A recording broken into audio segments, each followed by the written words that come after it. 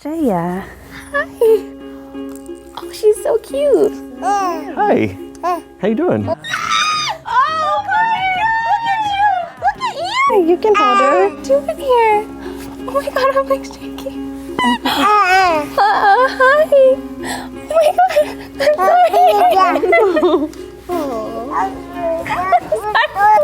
You're so fluffy. I'm gonna cry. I'm gonna cry. Oh, it smells so good. Wait, let's make them kiss. I'm crying. Do you want to be by each other? It's pretty cool. Did she just say a baby? Yeah. That wasn't her first word, was it? That's the first word I've ever been able to make out. How weird. Oh my God, they love each other. There's more.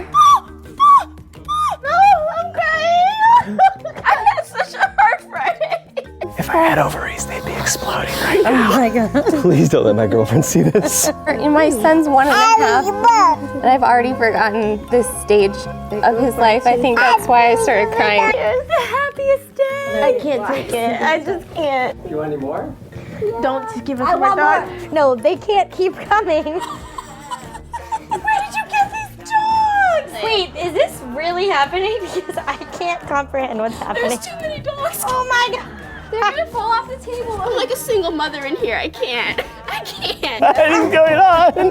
Hi. Hi. This is Cody. Hi, Cody. Did somebody peer into my dreams? Well, little did you guys know that we are now going to do this here. We're going to bring in puppies and babies for all of you. Just kidding. No. You only get to watch other people experience puppies and babies. But everyone seems to love puppies and babies. My friend Kara, she loves specifically corgi puppies so much that she spotted one in North Carolina this summer, and she sprinted across the park and pounced on it like white on rice. No corgi escapes her notice or her cuddles. And if you've ever spent time on the mall, you notice this phenomenon all the time. If a puppy or a baby shows up, people beeline to it like moths to a flame. Why is there a small gathering of excited people over there? Well, there is probably a tiny little puppy or baby at the epicenter of it. They just can't help themselves.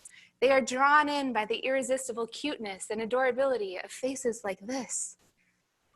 How can you not want to spend time with that? It's so cute. Puppies and babies are just too cute. They're imminently approachable. They lower all bars of acceptable social distance and inhibition. You would never dream of seeking out and talking to a random stranger, but put a puppy in their hands. Suddenly you have Karas sprinting across entire parks just to say hi to you. They're shockingly approachable. You know what else is shockingly approachable? A pregnant woman, which is me. I never have more conversations with random strangers than when I'm pregnant. Now, it's been less so with pregnancy number 3, because now I also tend to have 2 older children with me, and the lure of the pregnant woman is eclipsed by screaming, bawling children. Babies are approachable. Screaming toddlers, a little less so. You don't approach them with a 10-foot pole, unless you have stickers and candy, and then they really like you. But even with my 2 sweet, but often not very sweet older children with me, I still am regularly approached by total strangers who just want to talk to me when I'm pregnant. People tell me about their babies, they tell me about their pregnancies, they tell me about their labor horror stories, they comment generously on my weight or how I must be carrying twins. Sometimes they even touch my belly, which people never seem to do when I'm not pregnant. I don't understand. But I think there's something about a giant belly that screams, I'm not a threat, you can talk to me.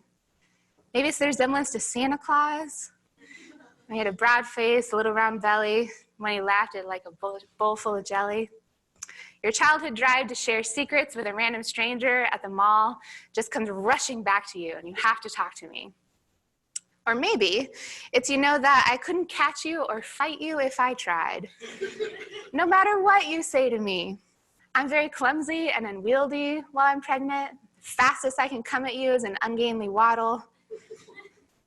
Or maybe there's this subconscious sense of she must be maternal if she's gestating.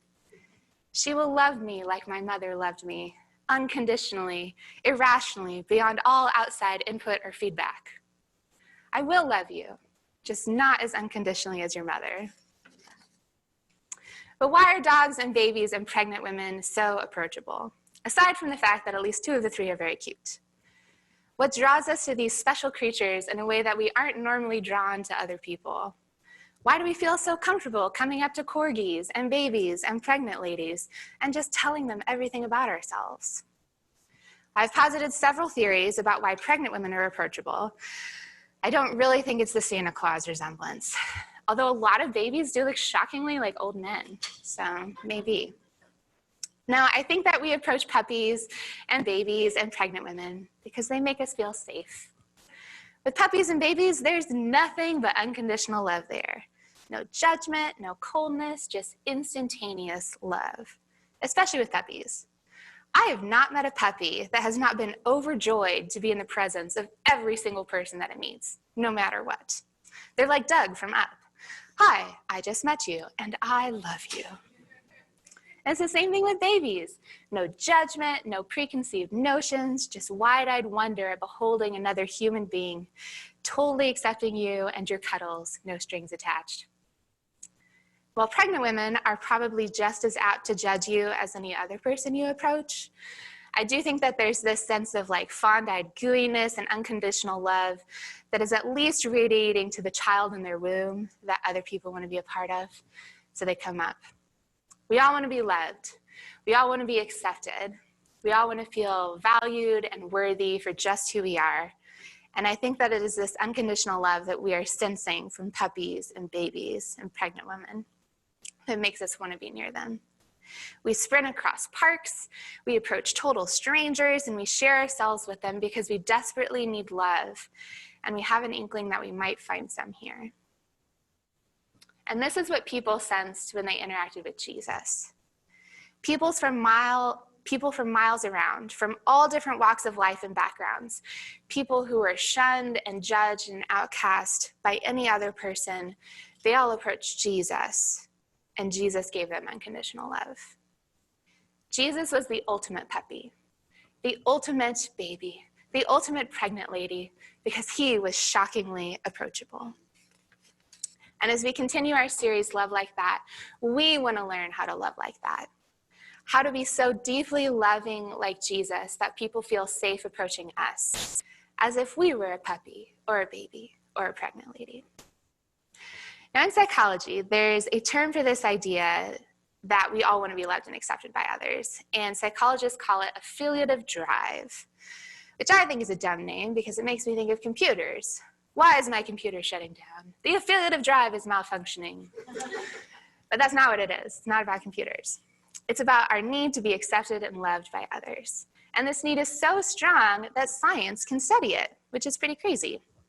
So for instance, there's this famous study done by researcher Solomon Asch in 1951 that goes something like this. There's a room of study participants, such as you all here, and they are shown 2 different cards with lines on them, like this. So this is your target line, and then over there are the line you have to match it to. So our experimenter then asks each participant which line, A, B, or C, is the same length as the target line. So which one is it? It's C. You all don't have visual impairments. Good work. Okay, but here's the trick to the experiment. Only one of the participants in the room is actually a participant. Everyone else is a plant. So the experimenter goes around asking everyone which line matches the target line, and everyone in the room goes, A, A, A. And the poor actual participant is sitting there like, what in the world is happening? Clearly it's C, but everyone is saying it A. Am I crazy? What's going on? And then the experimenter gets to the one real participant in the room and asks them, which line matches the target line? They know the answer is C, just like you know the answer is C. But 75% of the time, the participant caves, and they say that A is the correct answer, just because everyone else said it. Isn't that crazy? That is fascinating to me. Our affiliative drive is so strong that we will do crazy things, like say that A is the same length as C, when clearly it is not, just to be included, just to be a part of the group. We go to crazy lengths to be in, to be included, to feel loved and accepted. And God knows this about us because he made this need in us. In Genesis 2:18, God says, "It is not good for man to be alone." Community and relationship with others is central to our makeup, just like being in community and relationship with God is central to our makeup. And Jesus understands this in a way that shapes how he interacts with us. So author Les Parrott says, "Nothing reaches so deeply into the human personality, tugs so tightly as being included. We long to belong." Jesus understood this deep and powerful need like nobody else. And it's why he was intentionally and profoundly and often shockingly approachable. Jesus was shockingly approachable because we all need to be included. And Jesus didn't want anyone to be left out of that. But despite this universal need to be loved and accepted and included, despite the fact that we all have affiliative drive, we as people are often shockingly unapproachable. We don't tend to light up when someone interrupts what we're doing. We don't tend to greet random people with enthusiasm and joy. We tend to be exclusive, not inclusive. We tend to stick to ourselves and our friends that we already know. We don't often have space for new relationships. We judge, we put up walls. We have a hard time offering this unconditional love and acceptance to other people, even though everyone needs it. Why? Why is it hard for us to be approachable like Jesus? Let's take a look at Jesus' conversation with an expert in religious law to gain some insight into the reasons behind our lack of approachability. So this is from Luke 10. One day, an expert in religious law stood up to test Jesus by asking him a question. By the way, don't test Jesus, that's dumb. "Teacher, what should I do to inherit eternal life?" Jesus replies, "What does the law of Moses say? How do you read it?" The man answered, "You must love the Lord your God with all your heart, all your soul, all your strength, all your mind, and love your neighbor as yourself." "Correct, or right," Jesus told him. "Do this and you will live." The man wanted to justify his actions, so he asked Jesus, "And who is my neighbor?"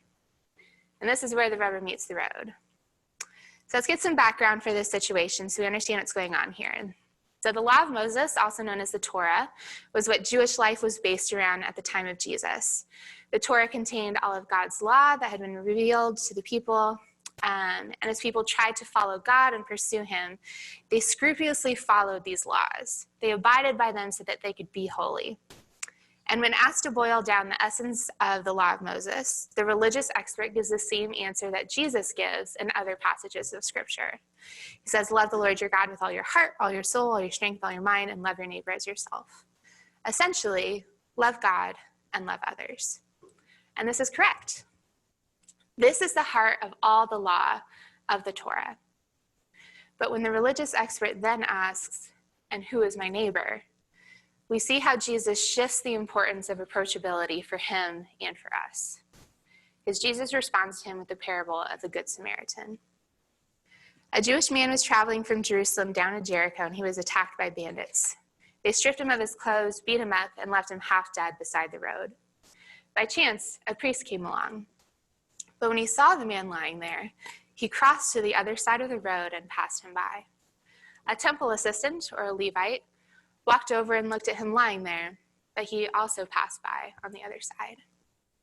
Then a despised Samaritan came along, and when he saw the man, he felt compassion for him. Going over to him, the Samaritan soothed his wounds with olive oil and wine and bandaged them. Then he put the man on his own donkey and took him to an inn where he took care of him. Now, which of these three would you say was a neighbor to the man who was attacked by bandits? Jesus asked. The man replied, "The one who showed him mercy." Then Jesus said, "Yes, now go and do the same."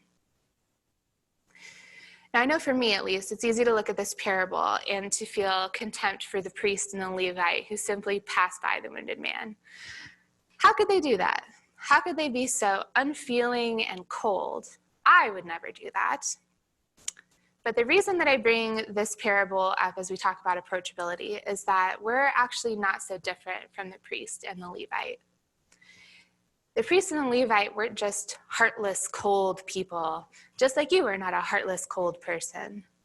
They were doing the best they knew how, and they simply misunderstood what really matters. See, in Mosaic law and the Torah, you can't touch a dead body.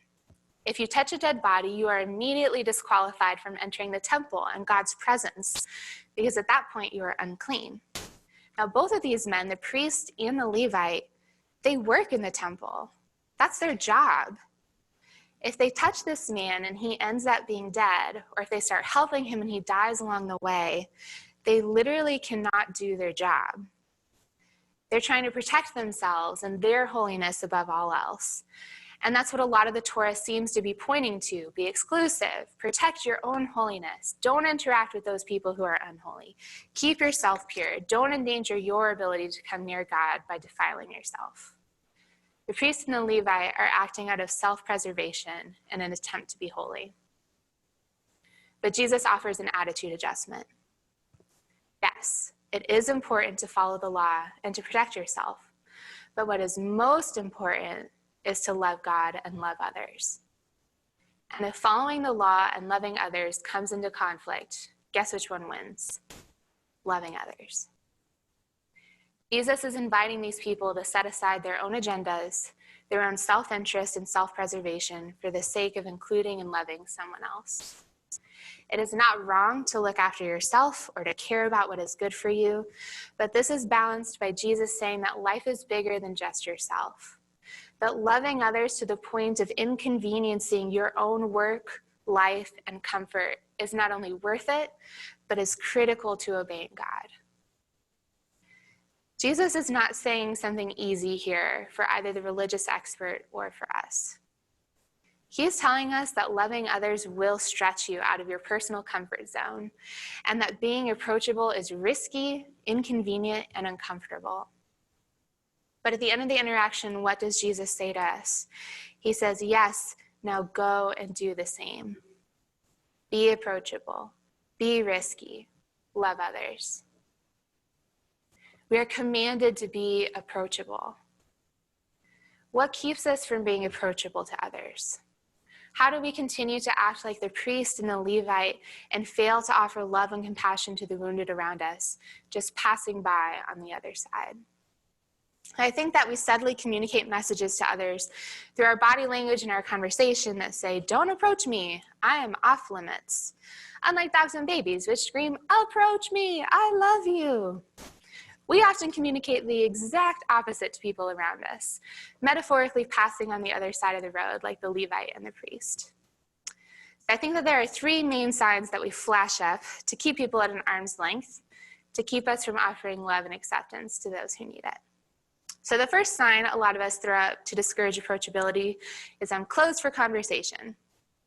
This one is very easy to communicate to other people.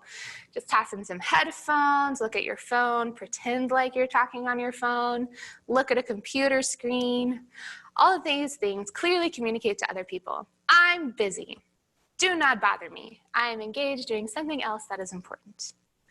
And most people respect these nonverbal signs, and they will not approach you.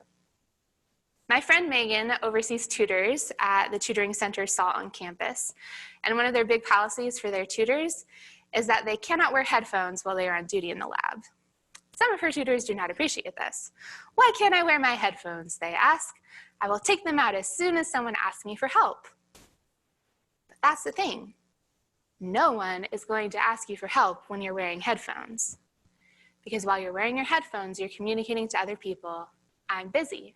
I'm engaged doing something else. Do not bother me, even if you're actually not. If you want to be more approachable like Jesus, you have to pay attention to your I'm closed for conversation sign. Are you subtly communicating to people that you are too busy for them, that you're doing something else, or that you shouldn't be bothered? I'm not saying that wearing headphones or looking at your phone or working on your computer are bad things. I'm just saying that if you don't ever take out your headphones or put away your phone or close your laptop, you are not open and available to the people around you. And you might be thinking, yes, Megan, I know that those things communicate I'm closed for conversation because I am. I don't want people to talk to me. I don't want to be approached. I am busy. I am doing something else, and I don't want to be bothered. That's fair. We all have things to do. We all have stuff on our agendas and things to get done, and sometimes we have to do those things.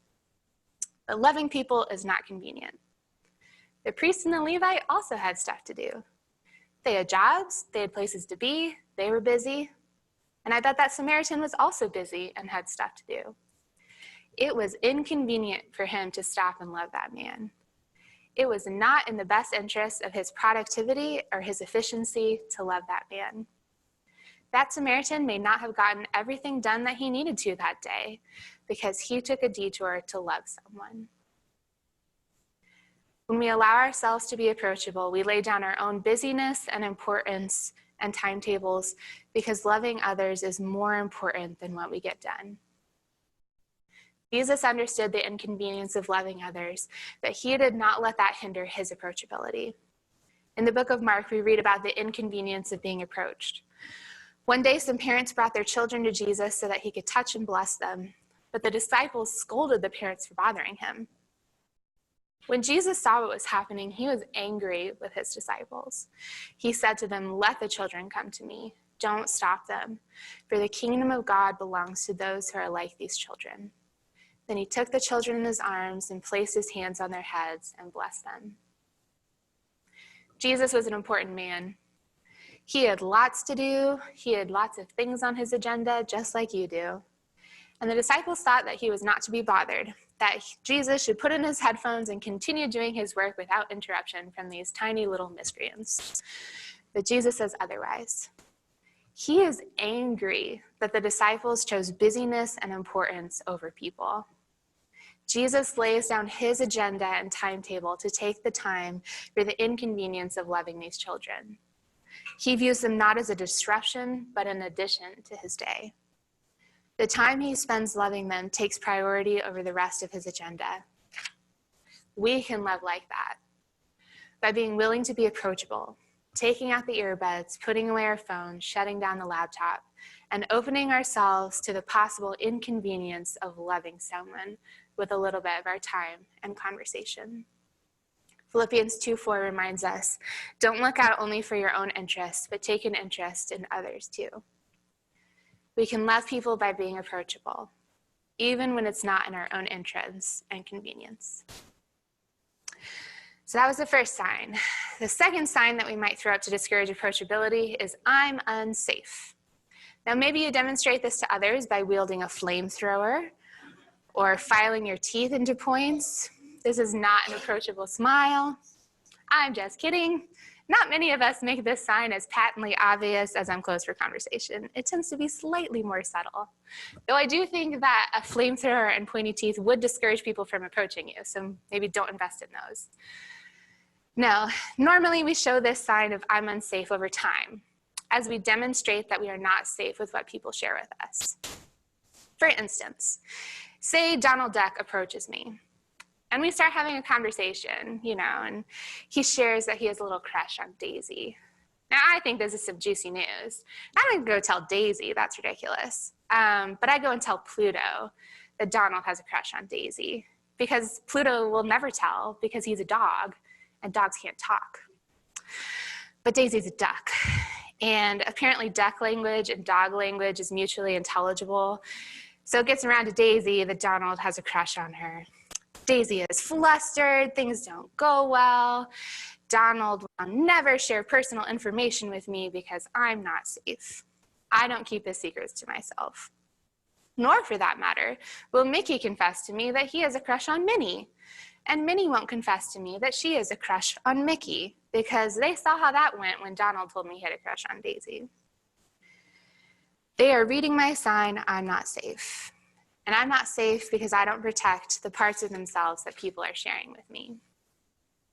We can be unsafe by not only passively sharing people's sensitive information, but also when we actively use people's vulnerability to judge or hurt them. This was a huge danger in Jesus' time with the religious people, the Pharisees. Sharing your vulnerabilities, your struggles, your sins was not safe with them. that information would not be met with grace and compassion, but rather with judgment and even worse, being removed from the temple, being shunned, or even by being stoned. We don't literally stone people anymore, but like it or not, we are the religious people, the Pharisees of our day. How do we treat people's vulnerabilities with us? Do we treat them the same way that the Pharisees of Jesus' time did? Or do we meet their vulnerabilities with compassion and grace? Jesus was shockingly approachable because he was shockingly safe. People could share anything about themselves with him, and Jesus met these vulnerabilities with gentleness and care. For instance, in the book of John, a Pharisee named Nicodemus feels safe approaching Jesus in a way that he clearly does not with any other Pharisee, even though he himself is a Pharisee. Nicodemus has questions and doubts, but these are not safe questions to work through with other Pharisees because the Pharisees are not safe people. But Jesus is approachable. Jesus is safe. Despite not understanding Jesus, Nicodemus approaches him with his true concerns and his wrestlings with his faith, trusting that Jesus will not use this vulnerability to turn around and hurt Nicodemus. And Jesus doesn't. He is safe. He is approachable. We can love like that, increasing our approachability by being safe with what people share of themselves with us. We can hold their vulnerability tenderly and compassionately, without judgment, without spreading it to others, being a safe person to approach and be honest with. We can love people by being safe. And the last sign that we often put up to discourage approachability is I'm uncomfortable. Now this comes in two flavors. I'm uncomfortable with you, and I'm uncomfortable with myself. So I experience I'm uncomfortable with you a lot more than I feel proud of. So the fries by our house is often referred to as the ghetto fries. Not because the grocery store itself is in bad shape or run down. Instead, it's called the ghetto fries because the people who shop there tend to be lower socioeconomic status. And a lot of people who are homeless or on drugs hang out in that strip. When I go shopping at this Fry's, I don't want to be approached. I'm uncomfortable with the people who tend to be there. I do my best to avoid eye contact and to not be approachable because I'm uncomfortable interacting with people who I'm assuming are homeless, who are mentally unwell or on drugs, who might ask me for money or a cigarette. I'm uncomfortable with them because they're different than me. I don't understand their choices, their way of living, their attitudes and beliefs, and this lack of understanding makes me fearful and judgmental. But everyone needs to feel loved and accepted. Everyone longs to belong, even the people who make you uncomfortable. And it was people like this, people that made everyone else feel uncomfortable, that specifically felt safe approaching Jesus. Jesus was invited to dinner at a Pharisee's house, a man named Simon. And in the middle of this upper middle class privileged dinner, a woman of immoral character who had made really poor decisions in her life, who was struggling, came in and boldly approached Jesus. And immediately we see Simon's "I'm uncomfortable with you" sign go up. When the Pharisee who had invited Jesus saw this, he said to himself, if this man were a prophet, he would know what kind of woman is touching him. She's a sinner. Simon is intensely uncomfortable with this woman. She has made very different choices in life than he has, and she comes from a very different background, and he cannot see past what makes him uncomfortable. She's a sinner, he says. Not she's a child loved by God. And I do this too. I dismiss people as the sum of what makes me uncomfortable. He's a homeless man. She's a druggie. He's crazy. Instead of looking into the face of someone made in the image of God and recognizing them kin to kin as a human being who deserves my love and respect. What's amazing about Jesus is Jesus gives us love and respect unreservedly, no matter what. Then Jesus turned to the woman and said to Simon, look at this woman kneeling here. When I entered your home, you didn't offer me water to wash the dust from my feet, but she has washed them with her tears and wiped them with her hair. You didn't greet me with a kiss, but from the time I first came in, she has not stopped kissing my feet. You neglected the courtesy of olive oil to anoint my head, but she has anointed my feet with rare perfume. I tell you, her sins, and they are many, have been forgiven, so she has shown me much love. But a person who is forgiven little shows only little love. And Jesus said to the woman, your faith has saved you. Go in peace. Jesus models to Simon and to us how to love like that. He intentionally looks at the woman that makes everyone else uncomfortable instead of avoiding eye contact. And in looking at her, he directs everyone else's attention to her as well. His gaze draws all the other eyes to the one person that they're trying not to look at. He recognizes and espouses her worth and dignity to the people assembled there, instead of labeling her as less than, as a sinner. And then he speaks to her himself with love and compassion and not judgment, instead of rebuffing her or remaining silent or pretending that he doesn't hear her. It is hard to be approached by people you're uncomfortable with. But I think by following Jesus' simple model here, we can at least begin to express love for those people who make us really uncomfortable.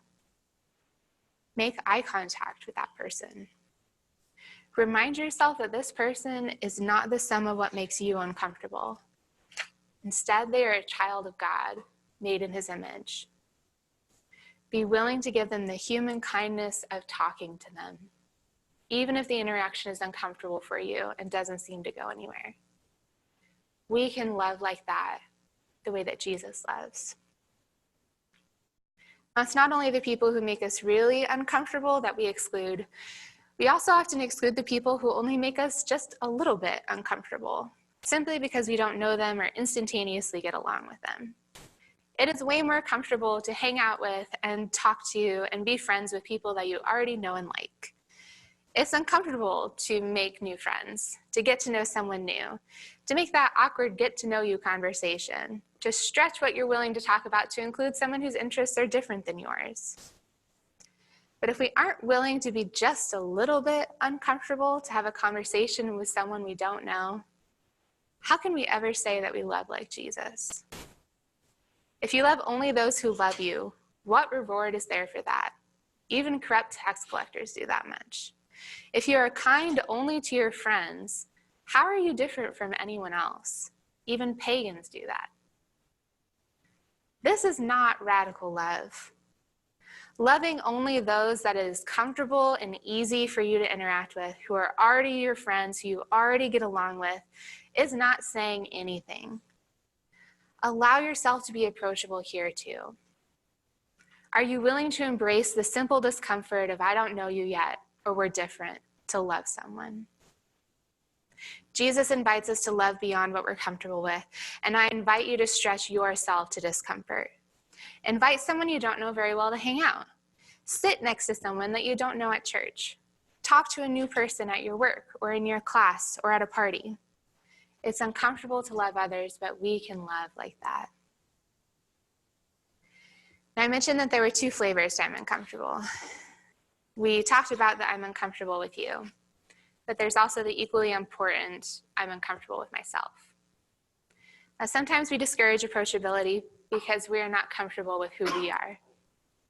We don't want to engage in conversation or risk being known by another person because sometimes we struggle to like ourselves.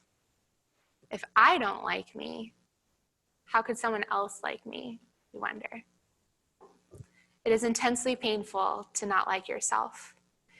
And it is maybe even more painful to see that self-hatred reflected in what other people think of you. And so in an attempt to protect ourselves, we can unintentionally keep people at arm's length, diminishing our approachability so that we don't have the chance to get hurt more than we are already hurting ourselves. But again, Jesus models how to love like that. He has the very real and probably very uncomfortable gift of actually knowing what people thought about him. Now, we may think that people don't like us or are judging us or think we're stupid, but Jesus knew that people didn't like him and were judging him and thought he was stupid because he could hear their thoughts.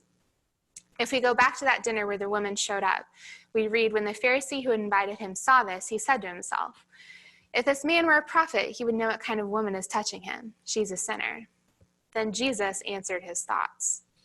Simon, he said to the Pharisee, I have something to say to you. Jesus answers Simon's thoughts. He hears Simon thinking, if this man were a prophet, he would know.